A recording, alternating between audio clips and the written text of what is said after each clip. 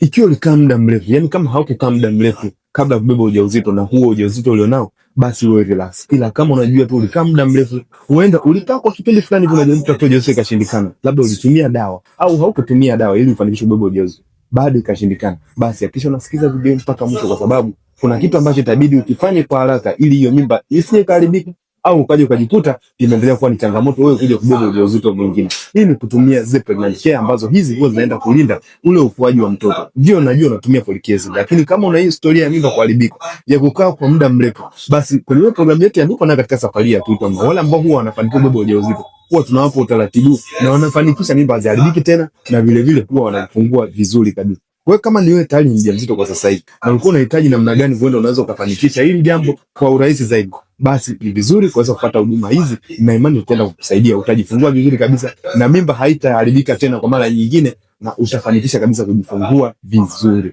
Na nasema hivi kwa sababu gani? Nipo naye katika safari ya kuitwa mama. Kama ndo mara kwanza unakutana, account share, follow